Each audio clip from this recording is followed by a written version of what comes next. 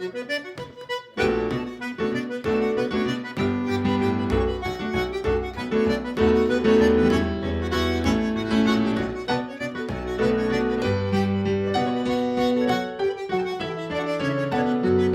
on a donc Kimiko qui est du Japon, Marzieh qui vient de l'Iran, Jacqueline qui est colombienne, Nancy et Raphaël qui viennent du Venezuela, puis Rally qui vient de la Roumanie. On se réunit autour de notre passion commune, en fait, notre amour pour le français.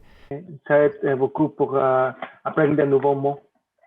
Certains vont connecter avec un médium en particulier, ça va les inspirer, ça va leur donner une occasion, si on veut, de vraiment aller rencontrer la langue, mais dans un angle différent. Bon, là, j'ai écrit poésie. OK? Je fais un cercle. Je ne sais pas si vous le voyez bien. Ouais. Poésie. Voilà. Ça, c'est mon mot de départ. J'ai envie qu'on apprenne un poème. On dit beaucoup de mots On fait beaucoup de choix pour revenir apprendre. qu'on s'en allait chez soi.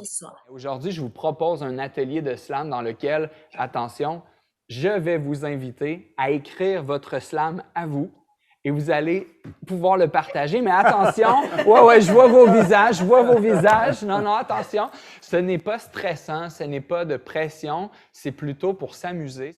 Quand on parle d'intégration, de courage, d'audace ou d'immigration, avec mon cœur de compassion, je vous dis que ça goûte bon, c'est délicieux, un peu comme les étoiles dans vos yeux. Merci. Bravo, bravo.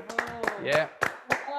Bravo. Mon nom, c'est Hugo. Puis c'est ça, comme vous avez vu, je suis écrivain.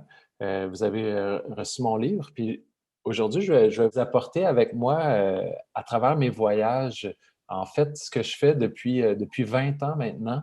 Je fais des voyages, puis je partage mes écrits, mes aventures à travers les livres et aussi à travers des livres numériques immersifs. Donc, je vais vous présenter ça un petit peu aujourd'hui, un peu mon parcours. L'immigration, c'est le plus grand des voyages, c'est le voyage qui change le plus une vie.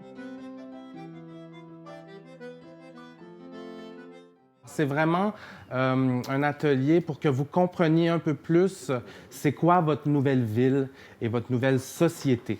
Je fais une conférence sur l'histoire de Montréal, mais aussi la culture montréalaise. C'est qui les communautés qui sont venues avant eux, qui ont fait des quartiers? Alors, si je vous dis Montréal, vous pensez à quoi? Bâtiment historique. Bâtiments historiques, oui, surtout dans les vieux quartiers comme le Vieux-Montréal. Je voulais qu'ils comprennent que je parle aussi d'eux, puis que Montréal, c'est eux aussi. Puis pour eux, ça crée comme un contact avec cette culture-là. On fait un voyage québécois pour la culture, Magna pour les écrivains, pour la musique.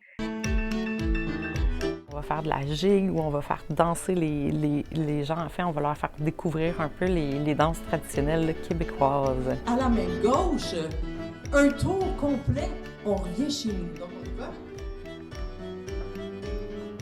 On a beaucoup de plaisir dans ce projet-là. Ces ateliers, c'est un bonbon pour les immigrants.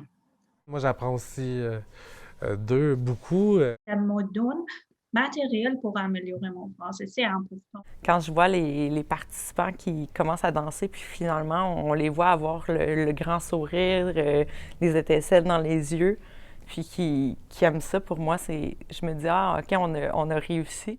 Maintenant, je pense que je suis prête de sortir de la zone de confort et m'approcher de gens québécois et commencer à échanger et à connaître et à faire des amis.